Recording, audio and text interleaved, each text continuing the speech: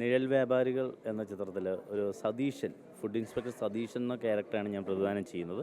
ത്രൂഔട്ടൊരു നായക വേഷമെന്ന് പറയാം. അതിൽ ഒരുപാട് യാതനകൾ അനുഭവിക്കുന്ന ഒരു കഥാപാത്രം, ഒരു ദലിത് സമൂഹത്തെ റെപ്രസെൻ്റ് ചെയ്യുന്നൊരു കഥാപാത്രം, ഒരുപാട് തീവ്ര ദുഃഖങ്ങളുള്ളൊരു കഥാപാത്രം.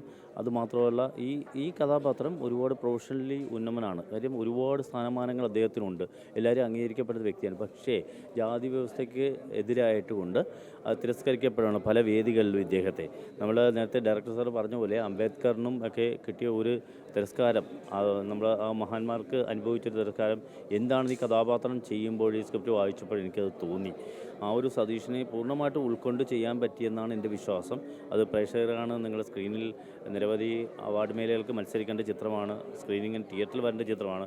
പ്രേക്ഷകരാണ് കണ്ട് തീരുമാനിക്കേണ്ടത്. ഏതായാലും എന്നെ ഈ ഒരു കഥാപാത്രം എൻ്റെ ഫിഗർ കണ്ടും ഞാൻ ചെയ്യുമെന്ന് ഉദ്ദേശിച്ചുകൊണ്ടായിരിക്കുമല്ലോ ഏൽപ്പിച്ചത്. പക്ഷേ അതിന് വളരെയധികം കോൺഫിഡൻസോടുകൂടി എന്നെ ഏൽപ്പിച്ച സംവിധായക സിദ്ദീഖ് പറവൂരിനോടും അതുപോലെ ഷാജു വാലപ്പം മാഷിനോടൊക്കെ നന്ദി പറയുകയാണ് ഈ അവസരത്തിൽ.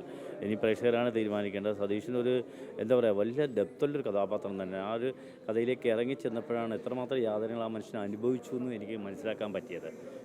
ഷെജിൻ എന്ന വ്യക്തി, ഷെജിൻ എന്ന PR അല്ലായിരുന്നു. ആ ഒരു ശരിക്കും സതീശൻ എന്ന കഥാപാത്രം കയ്യിൽ കിട്ടിയ നാൾ മുതൽ അത് ഭംഗിയായി അവതരിപ്പിക്കാൻ പറ്റി എന്നാണ് എൻ്റെ വിശ്വാസം. പിന്നെ പ്രേക്ഷകരാണ് തീരുമാനിക്കേണ്ടത്. ഞാൻ അനശ്വര.